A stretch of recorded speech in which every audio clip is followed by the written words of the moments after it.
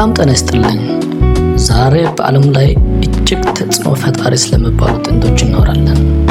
ባራክ እና ሚሼል ኦባማ ብዙዎቻችን የምናውቃቸው በዋይት ሃውስ ደምቀው በዓለም መድረክ ላይ ስኬታማ ሆነው ነው። ነገር ግን የዛሬ ስኬታቸው በስተጀርባ ብዙ እንቆቅልሾች፣ ብዙ ፈተናዎችና ከባድ ውሳኔዎች ነበሩ። ከባዶ ተነስተው እንዴት ዓለምን ሊያስደንቁ ቻሉ? በትዳራቸው ውስጥ የነበረው ምስጢራዊ መፍትሄ ምንድን ነው? ዛሬ እሱን በጥልቀት እንመረምራለን። ከታሪካቸውም የመጨረሻው ነጥብ ልዩና አስተማሪ ነው። እስከ መጨረሻው ተከታተሉ። አስተማሪና አዝናኝ ታሪኮች እንዲሁም የፍቅር ትምህርቶች በትዳርና በፍቅር ዙሪያ በየቀኑ እንደርሳችሁ ሰብስክራይብ፣ ላይክ እና ሼር ማድረጉን እንዳይረሱ። ቀጥታ ወደ ታሪካቸው እንለፍ። ታሪካቸው የጀመረው በ1989 በቺካጎ ከተማ ባለ አንድ የሕግ ተቋም ውስጥ ነው። የሚገርመው ነገር ባራክ ኦባማ ተለማማጅ ሆኖ ሲቀጠር ሚሼል የእሱ አማካሪ ወይም አለቃ ነበረች። ባራክ ገና ሲያያት ቢመሰጥም ሚሼል ግን በመጀመሪያ ላይ ለፍቅር ፍላጎት አልነበራትም። ከስራ ባልደረባዬ ጋር ፍቅር አልጀምርም የሚል ጥብቅ መሪ ነበራት። ባራክ ግን ተስፋ አልቆረጠም። በጽናትና በቅንነት ልቧን አሸነፈ። እዚህ ጋር የምንማረው የመጀመሪያው ምስጢር ትዕግስትና መከባበር የፍቅር መሰረት መሆናቸውን ነው። ክፍል 2 የጨለመው ጊዜ። ትዳር ቀላል አይደለም፣ ቀላልም አልነበረም። ብዙ ሰው ኦባማዎች ሁሉም ደስተኛ ይመስሉታል። ነገር ግን ሚሼል ቢካሚንግ በሚለው መጽሐፏ ላይ እንደገለጸችው በትዳራቸው ውስጥ በጣም አስቸጋሪ ጊዜያት ነበሩ። ባራክ በፖለቲካው ዓለም ስራ ሲበዛበት፣ ሚሼል 2 ልጆቿን ብቻዋን እያሳደገች ለብቻዋ የተወች መሰላት ጊዜ ነበር። እዚህ ጋር ነው ትልቁ መፍትሄ የመጣው። ጥንዶቹ ችግሩን ለመፍታት የጋብቻ ምክር ወይም ሜሬጅ ካውንስሊንግ ወሰዱ።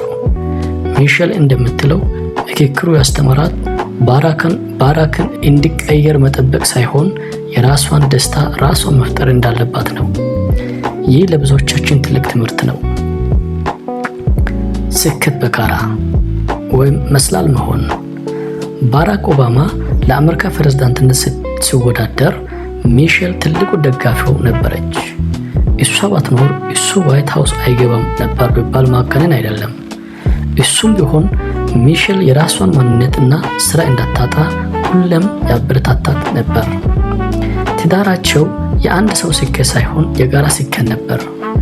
አንዱ ለሌላው መስላል በመሆን አንዱ ሲደክም ሌላው በመደገፍ 8 ዓመታትን በዋይት ሃውስ ያለምንም የፍቅር ቅሌት አሳልፈዋል። 4 የኦባማ የትዳር ምስጢሮች። ከእነዚህ ጥንዶች ለትዳራችን ምን እንማራለን? አንደኛ፣ ጓደኝነት። ከፍቅረኛነት በፊት ምርጥ ጓደኛሞች ናቸው። ዛሬም ድረስ አብረው ይስቃሉ። ሁለተኛ፣ እኩልነት። አንዱ ከሌላው አይበልጥም። በውሳኔዎች ላይ እኩል ይሳተፋሉ። ሶስተኛ፣ ድጋፍ። የትዳር አጋሪ ላንተም ህልም መሆን አለበት። አራተኛ፣ ግልጽነት። ችግር ሲፈጠር በባለሙያ ወይም በመወያየት መፍትሄ መፈለግ እንጂ መደበቅ የለብንም። የባራክና የሚሼል ኦባማ ታሪክ የሚያስተምረን ትዳር ዝም ብሎ የሚሳካ ሳይሆን በየቀኑ የሚሰራበት ፕሮጀክት መሆኑን ነው። እናንተስ ከነዚህ ጥንዶች ታሪክ ምን ተማራችሁ? ኮሜንት ላይ ጻፉልኝ። ቪዲዮው ከተመቻችሁ ላይክ ማድረጋችሁንና ለወዳጅ ዘመዶ ሼር ማድረጋችሁን እንዳትረሱ። እንዲህ አይነት አስገራሚ የትዳር ምስጢሮችን እና መፍትሄዎችን ለማግኘት ቻናላችንን ሰብስክራይብ ያድርጉ። በሚቀጥለው ቪዲዮ እስከምንገናኝ ሰላም ቆዩ።